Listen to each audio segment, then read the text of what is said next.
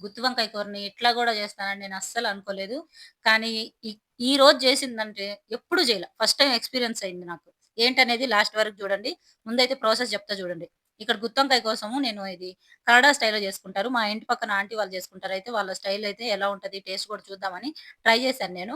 ఓ table spoon షాజీరా, జీలకర్ర, అలాగే చెక్క, మొగ్గ, కొబ్బరి ఏసి ఇవన్నీ వేయించిన తర్వాత ఓ టేబుల్ స్పూన్ నువ్వులు గూడా వేసేసి వేయించి పెట్టాను. ఇవన్నీ మనం గ్రేవీ కోసం అనమాట. ఇవి చల్లారిన తర్వాత దీంట్లో చింతపండేసేసుకొని, మనం దీంట్లో డైరెక్ట్‌గానే వేసేసుకోవాలంట. ఇలాంటి ఎక్స్‌పీరియన్స్ ఫస్ట్ టైమ్ అయితే. ఇప్పుడు ప్రాసెస్ ఏంటంటే అవి చల్లారిన తర్వాత పక్కన పెట్టేసుకోవాలి. మిక్సీ వేసుకోవాలి.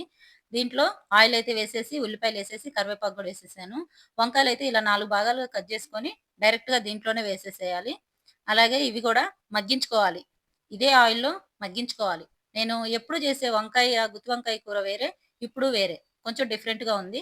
దీంట్లోనే వెల్లుల్లి గూడా ఇందాక ఫ్రై చేసాం గదా! దాంట్లో గూడా వెల్లుల్లేసి, ఆ పేస్ట్‌ని దీంట్లో వేసుకోవాలి. ఎప్పుడు అయితే వెరైటీ ఏంటంటే, ఉల్లిపాయ పేస్టు, లేకపోతే టమాటా పేస్ట్ ఇవన్నీ జేసి వేసేదాన్ని. ఇప్పుడు ఇలా గాకుండా ఇది డిఫరెంట్ అన్నమాట. దీంట్లోనే అవన్నీ వేసిన తర్వాత కొంచెం వాటర్ గూడా వేసేసుకొని, ఉప్పు, కారం, పసుపు ఇవన్నీ వేసి దీంట్లోనే కొంచెం వాటర్ పోసేసి మగ్గించుకోవాలి. ఇక్కడొచ్చింది చూడండి ట్విస్టు. ఇప్పుడైతే గ్యాస్ అయిపోయింది. ఇప్పుడు నేను ఫస్ట్ టైమ్ అన్నమాట అసల రైస్ కుక్కర్‌లో ఇట్లా బాయిల్ చేయటం. అదంతా బౌల్‌లోకేసేసి రైస్ కుక్కర్‌లో అయితే పెట్టాను. లైఫ్‌లో ఎప్పుడు చేయలేదు నేనైతే. మీరెవరైనా చేసారా? చేస్తే కామెంట్ జేయండి. మొత్తానికైతే కర్రీ అయితే ప్రిపేర్ అయిపోయింది. టేస్ట్ కూడా చాలా బావుంది.